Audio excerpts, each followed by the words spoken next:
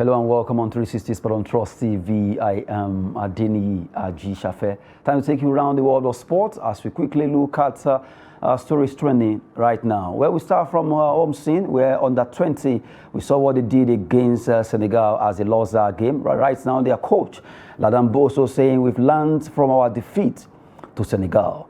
That's the first story we'll be looking at. They'll be facing Egypt on Wednesday. What will be happening concerning that match? And I have in the studio Olawale Peters with our first story. Good evening, Adeni. It's my pleasure to be back to studio.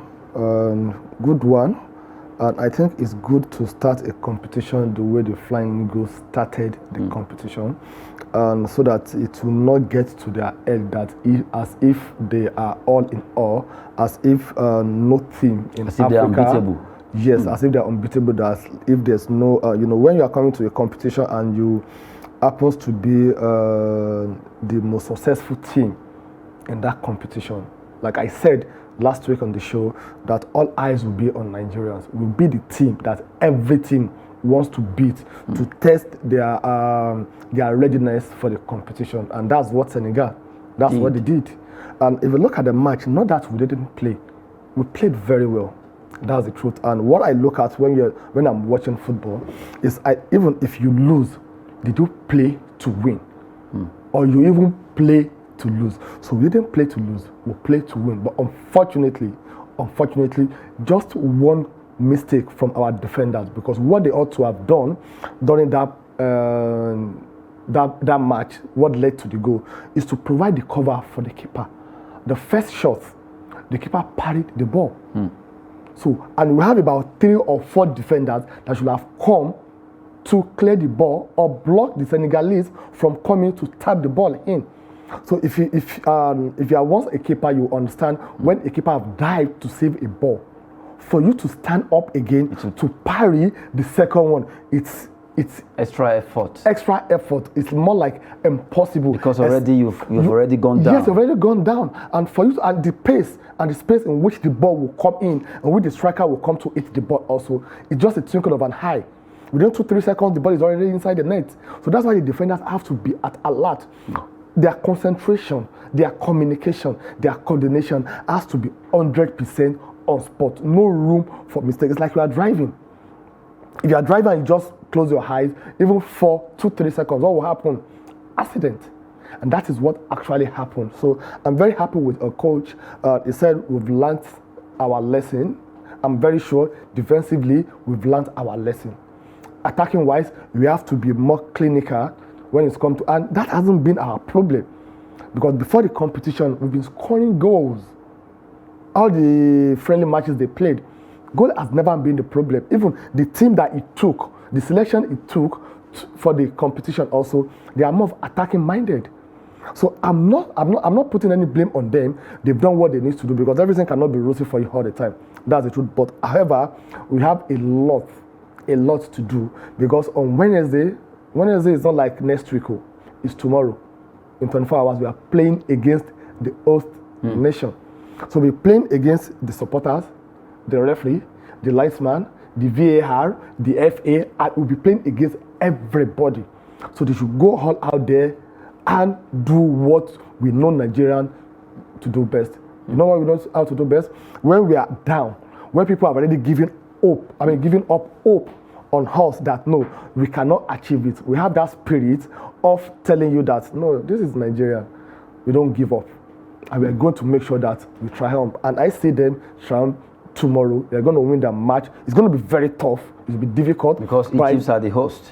Yes, they are the host, and when it comes to football, also you can't push aside the Egyptian. You can't push them aside, and they always enjoy this massive home support from their fans. Not only from their fans, from their FA, from all. Everything works when it comes to football. The system, everything works for them. So they are going in there with that motivation, and we are going there as a wounded lion, because our target. The target of the Flying Eagles is to get to semi-final and qualify for the World Cup. And that, I'm very certain we are going to do. We are winning tomorrow's match. After all, they can learn from Argentina at the World Cup. Their first match that they lost against Saudi Arabia. That one spurred them into action. Yeah, also they can learn from Spain. They lost their first match. And the 2010 World Cup in South Africa, they lost their first match also, and they went ahead all the way. And they won the trophy also. So they too, they can do the same thing. They have what it takes to do it. They have the boys, they have the strength, they have the skill, and they have a very good coach also, who always know what to do, when to do, and how to do his best. So the boys are winning tomorrow. No cause for alarm. Let's see what happens tomorrow concerning Nigerian team. The under-20 called Flying Eagles as they fight out against the young Pharaoh of Egypt there in that particular do-or-die affair, because it's going to be a big one. The reason being that Nigeria lost their first match, and we need to win this for us to still be in the race for the next round. And to let you know, 4 teams that eventually get to the semi-final will qualify to represent Africa at the World Cup that will be coming up in Indonesia. Right now, Flying Eagles coach says we've learned from our defeat to Senegal. Coming from Ladan Boso there, hopefully what they've learned, they'll be into action against Egypt and eventually silence the host of this particular competition ahead of the time we face Mozambique in the last game of the group. Now from there, let's quickly look at another one that has to do with Super Falcons. Super Falcons, they play about 7 matches now, which they've lost back-to-back. And now they are playing their last match in the Revelations Cup. Super Falcons redemption over Costa Rica. They lost against Colombia, they lost against Mexico just by a long goal, and the second game they also lost by a long goal, and now they'll be fighting hard against Costa Rica in this game. At least they need to get a win. They shouldn't lose all the 3 matches. A tough one, even though this is a friendly, but it's beyond friendly now because they need to use this to fine-tune themselves ahead of the World Cup.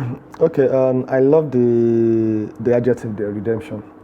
So they really need to redeem. But apart from redeeming themselves, I think the purpose of this competition is for us to plan ahead of the World Cup.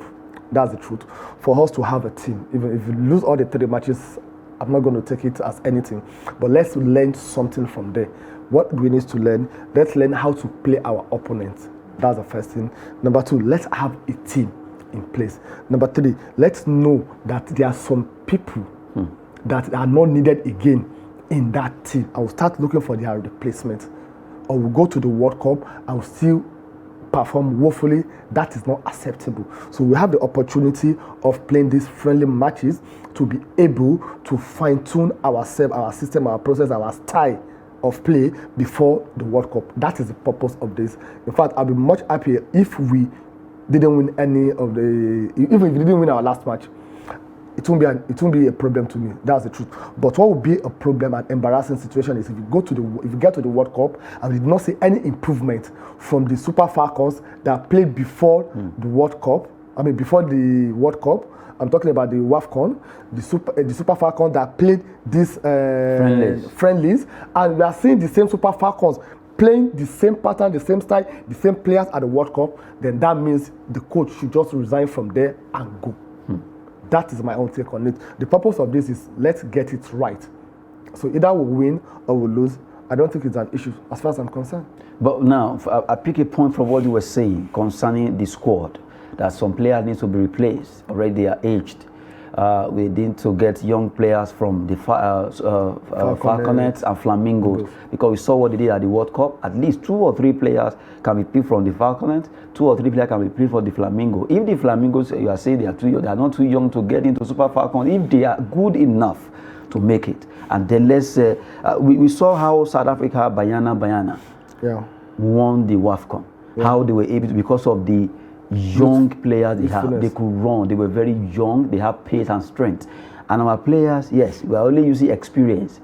No pace. No, the energy has really dropped down. So now the best thing to do is to do what? To look into that squad. But from the body language you are seeing already, I can tell you that Randy Wardrum's team is already getting shaped.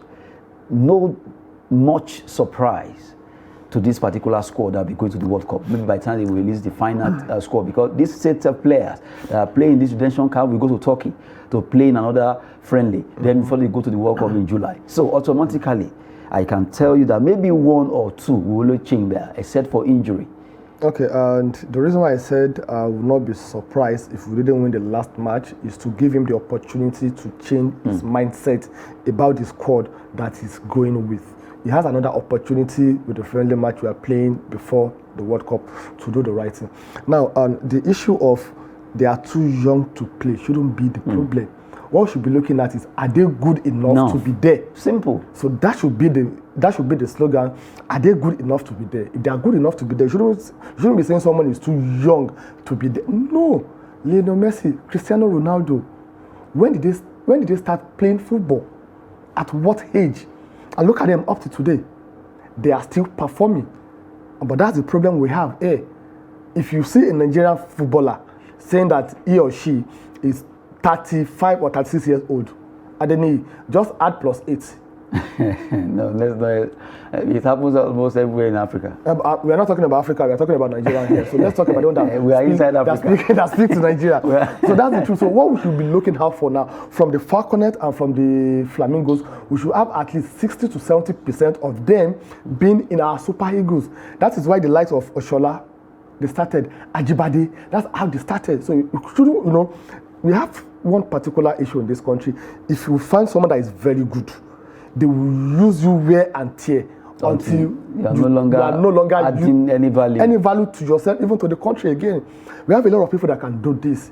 So I think it's an opportunity for him, but if he cannot, you should just tell him that the work is too much for him to do or to comprehend. I should just go and live it, because we never had it this bad with the Super Falcons in this country before. 7 straight losses.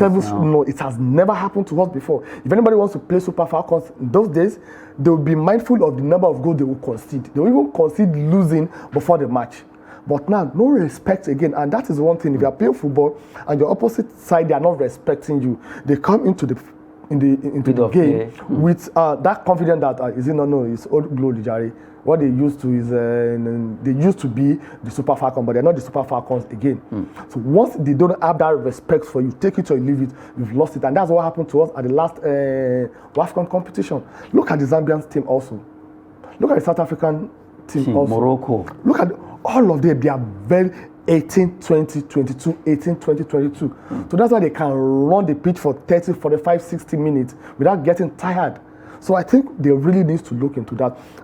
I still think it will make a change when it comes to the World Cup. But if we see the final selection for the World Cup, that is still the same team, we should just know that you should forget it. We are just going there to mark register and we'll come back. And maybe just to honor the ladies that have been playing. Okay, this is your last World Cup. Okay, do not do send forth for them. That's a send forth. From the way I see it. By wasting Nigerian slot at the World Cup. We wait and see that. Well, we've been talking about the Super Falcons performance there. They'll be playing against Costa Rica, and a tough one because they need to up their game if they have to do well at the World Cup right now. Coach Randy Wardrum needs to ring a bell concerning that squad by making sure he adds new young blood there. Those that actually have a lot of youthfulness, that's pace and energy to that squad. Well, hopefully they will do well against Costa Rica. Now let's go to the big one today. Well, matches will be coming up in the UEFA Champions League. Let's talk about UEFA Champions League now, where 2 matches that has to do with Eintracht Frankfurt and Napoli. And we look at Liverpool, Real Madrid. But first of all, let's look at Eintracht Frankfurt versus Napoli. If you want to look at the 2 teams now, I can say both Eintracht Frankfurt and Napoli, they are very, very strong in there when it comes to football right now. But it tilts towards Napoli for the fact that in Italia, they are topping the table. They are doing so well. Osimhen, Kvaratskhelia, all the entire squad. They are ready to go places. And you can't take a particular player away from Eintracht Frankfurt. His name is Kolo Muani. Muani, outstanding player. And Eintracht Frankfurt, we've seen what they've done so far in Europe alongside Leipzig. The way Napoli and Atalanta have also been doing in Europe. So a tough match between these 2 clubs. Yeah, a tough match between the 2 clubs, and I think it would be tough for Napoli to get the maximum 3 points from Frankfurt. Why do I say so? And this season they've lost only 2 matches at home. They lost to Borussia Dortmund and they lost to Bayern Munich, and that was in August and October. Since October last year, Frankfurt have not lost a game at home. So they are getting that massive support. And unfortunately also, there's no head-to-head between the two clubs when it's come to the Champions This is League. their first time. So this is their first time. So history will be made tonight to see who is going to win between Frankfurt and Napoli. And you can look at a team performance in their domestic league and quantify how they will perform in the Champions League. That's the truth. Napoli is currently topping Serie A, while in Frankfurt they are sixth on their log table, and their last 5 matches they've done very, very well. Same with Napoli also. But when you are playing Champions League, it's totally different. The spirit, the motivation, the enticement is totally different from what you used to. So based on that and based on this statistic, I think the best Napoli can get, the best is to get a draw. I think the final match will be played at Diego Armando Maradona Stadium when they are playing the second leg.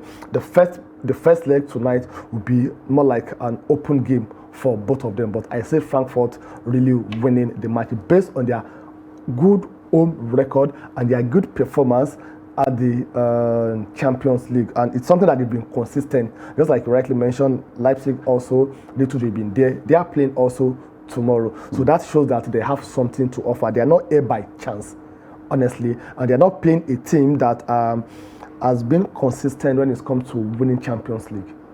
So they are playing like if they are playing like Real Madrid, they are playing Barcelona, they are playing a team like Manchester City. PSG. No, don't mention PSG. No, they haven't won anything. They are still winning they are French leaders. Their local Manchester United. They've won, at least they won it. Yes, I would have mentioned Manchester United, but they are playing Thursday football. And Barcelona too are playing Thursday football now. Sorry, let me remove Barcelona from it then. So if you remove currently now, even if you mention Chelsea too, they are not. Okay, now before I thought your hatred is for Chelsea, but now you've shown your hatred for Barcelona also, because I mentioned Barcelona. That is why you brought the issue of Manchester United. You said Arsenal Man U play Thursday matches. It's Barcelona and Man U just played Thursday match last week. So both of them are in the same category. Yeah, but if you look at the number of the history, and if you look at the number of Champions League, that's why I mentioned Man U. How many Champions League has Manchester United won? And when was the last time they won it? But they've won it. That's when was the last time? When was the last time? It's like you are saying. Even if it is 1902. It's like you are saying Arsenal have won Premier League. I didn't say. When was the last time? I'm not talking about Arsenal. I'm talking about. I know the attack will be on Arsenal, but what I'm saying is, at least Man U, they won the Champions League. So if we are putting Barcelona, let's put Man U too. And if we are removing Man U that they are playing Thursday football, let's also remove Barcelona. Okay, I'm looking at teams that have won Champions League for the last 10 years. Okay. If it's going to be last 10 years, maybe we can now put maybe, it's reality. Let's do Barcelona. So that's the reason why Frankfurt will go. They will go to the match with that confidence that, okay, I'm not playing with someone that have a good history when it comes to Champions League. We are almost at par when it comes to this competition. So I'll give it to Frankfurt to win. Napoli, the best they can get is draw. If Napoli is going to win the match, they should try as much as possible to win the match at home. But I don't see them winning the match away from home. But anything can happen. It's football. It's football. It's just my own analysis that it will be difficult for Napoli. You know, there are some matches that you play that you win the return leg from the first match. Of course. Like beating Frankfurt 3-0, 4-0. The second leg, you just walk over. I don't see that happening here. Sincerely, the battle will be the return leg. A return leg there to be, because right now they'll be going to Armando Maradona Stadium over there in the city of Naples, where they'll be fighting hard for the second leg. But the first leg is coming up tonight between Napoli and Eintracht Frankfurt. And now let's talk about Liverpool versus Real Madrid. Well, the two teams are really perennial winners when it comes to this Champions League. You can't take it away from Liverpool. They've done it several times. But the king of Champions League is Real Madrid, and they'll be playing at the Anfield Stadium. Who wins this battle? Well, it's too close to call. And if you look at the head-to-head between the two teams, they've met 9 times. Real Madrid won 5 times. Liverpool, they won 3 times, and they drew 1. And the last 5 meetings between them, Real Madrid has beaten them left, right, front, middle, center. So no doubt about that. They've played in 3 finals. 1980, 1981. That one Liverpool won. But in 2017, 2018, and 2021 and 2022, Liverpool won. They've met twice also at the quarterfinal and round of 16, which Real Madrid won. So Real Madrid, they have an edge over Liverpool. So it's becoming a psychology problem for Liverpool to beat or to win Real Madrid. That's the truth. And but if you are playing at Anfield, it's a total different atmosphere because of the crowd, because of the support. And we are talking about a Liverpool that they've rediscovered themselves. If you watch their last 3 matches, it's not the Liverpool that we saw in the beginning of the season. So like they've gotten their rhythm back. What is their rhythm? Anytime Arnold is playing and he's at his peak, anytime Salah is playing, is at his peak, take it or leave it. Their game is counter-attack, long ball, they use the wings. So that's why it's been difficult for them to beat Real Madrid. Because Real Madrid, they play almost the same style. Also, they play more from the wings. Real Madrid doesn't play from the middle. The only time that you see Real Madrid playing from the middle is when Modric is in form. But right now, age is catching up with him. So they use the like of Vinicius Jr. and co to through the flanks. Through the flanks. And the same thing that Liverpool, they are doing also. So that's why it's like both of them, they play more from the flanks. So it will be very, very interesting. But I see Liverpool winning the match tonight. You know, Real Madrid, they are king of comeback. Even if Liverpool beat them 3-0, 4-0, 5-0, expect the second leg at Santiago Bernabeu that Real Madrid can still overturn just the way they did last season by beating both Chelsea, Liverpool, and Manchester City in the returning leg. So I think it will be very tough, but I see Liverpool winning the match. Thank God, Darwin Núñez now, he has regained his form also, and the partnership between him and Salah, it's working perfectly, just like the partnership we saw between Mane and Salah before Mane left. That's been the problem. Salah needs someone that can play like him. Give me the ball, let me run for the ball, and let me get the counter-attack. That's one good thing about him. But I think they are now using Núñez the way they used Mane before he left. That's why you saw the last 2-3. They've changed their formation that they are using and back. It's working for them. Yes, and the formation is working for them. So I think it will be a very good match to watch. But Liverpool, they should win. But you know, this is football. Anything can happen. Anything can happen in the world of football. Big one there between the team that never walk alone, Liverpool versus Real Madrid, the perennial winner of Champions League, there for you. Now, before we go quickly, let's run through some transfer stories before we wrap it up. PSG are preparing to reappoint former Chelsea boss Thomas Tuchel as the club's manager. They are looking at that. Maybe they can get him back. After all, he was there. He knows the owner of that particular squad. I think it's not a bad deal for him. And right now, he wants to get back to the pitch. He wants to coach a club that has a name, that has a pedigree. And going back to PSG to tell them that, let me let you know that you made a mistake by sacking me. After all, I went to Chelsea and I did it. So here also, just give me time, I can do it. So I think it's a very good coach. That's the truth. It's very principled and very disciplined. So going back to PSG, I don't see it as a bad thing. It will not be a bad thing if PSG gets their former manager back. That's talking about Thomas Tuchel. And this one says Manchester United to listen to offers for midfielder Scott McTominay. From the way it is right now, they said about £25 million. Okay, I don't really know the reason why they want to sell him, because take it or leave it. And after Casemiro and Fred, who do they have? So they should allow him to stay. So who do they have again in their holding to hold their midfielder as a holding midfielder? They don't have anybody else. And if you ask me to choose, I would choose McTominay before Fred. That's the truth. So I don't know the reason why. Probably he's not getting enough playing time himself. It's like, okay, no, come on, I want to leave. If that's the reason, no problem. But if that's not the reason, I think it's a player that when you call upon to come and deliver a man to, especially when you are doing man-to-man marking. You are doing man-to-man marking. For example, you are playing a particular team and you've seen that, okay, this is their main player. Don't do anything. Just follow this player. Wherever he goes, follow it. He's very good at that. He's very good at that. Talking about McTominay there, and the last one has to do with Chelsea. Well, Chelsea manager Graham Potter faces a manageable situation coming from Rob Green, who has been with Chelsea before, but right now he's saying, well, even though the entire manager is still saying we are supporting him, but according to Rob Green, this man is facing a manageable situation. What is unmanageable? He should be the one to answer. I don't know. Because I don't understand why he's saying it's unmanageable situation. Maybe he's thinking this guy just go. You have 32 squad. You have 32 players. You have the most expensive player, the most expensive player in the history of Premier League with you.